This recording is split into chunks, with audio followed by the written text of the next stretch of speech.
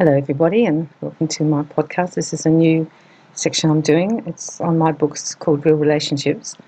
And I've written these books, and I'm going to convert them into audio for you because I think that's just easier for a lot of people.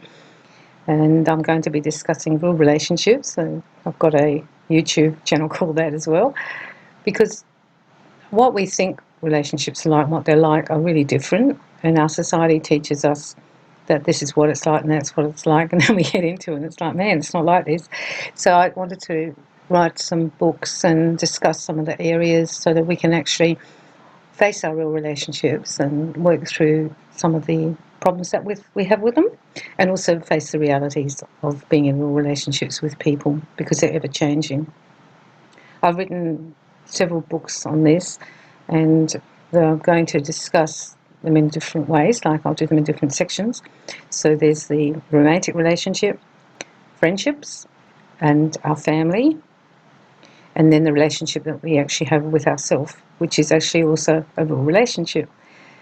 Today I'll start talking to you about the love relationship, because that follows on quite well with the other two books I've put up, which are Surviving Betrayal and also The Buckets of Love.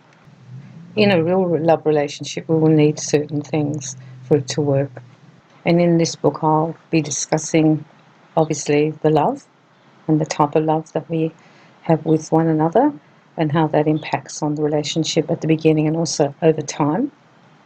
Also want to talk about the triangle of love, which are the three things that we need to be in a love relationship for it to work, which are chemistry, harmony, and of course love. Those three are really needed, and we'll talk about those at length and explain all the different parts of that. Then I'll be looking at the way we have four relationships within the actual one relationship. Some conversation about that. The other thing to look at in a love relationship is the power balance in the relationship, and discuss how that works in love relationships and how that can morph and change, and also about control in a relationship.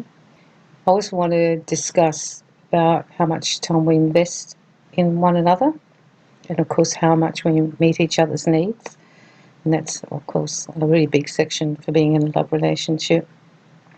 And then how to maintain it, how to keep it going, how to keep feeding that fire, so that all those parts of the relationship was so wonderful before, that you keep working at them and feeding them. And there will be other sections as well. But I just thought I'd just do a little overview so you know that this book is not just about to start uploading it, and you might find it interesting to listen to, and hopefully it will help you in your love relationship. And then as I upload that book, I might simultaneously upload the friendship book and then also the family book.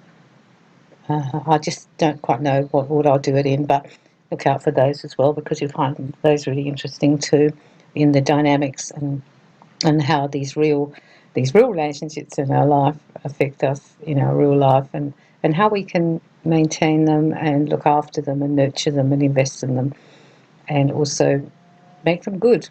And because it's true that if we are really happy, besides the health, the thing that really makes us the most happy or unhappiness are our relationships. So if we can foster good relationships and maintain good relationships, our actual life will be much happier, and that actually impacts on your health, so your health is better.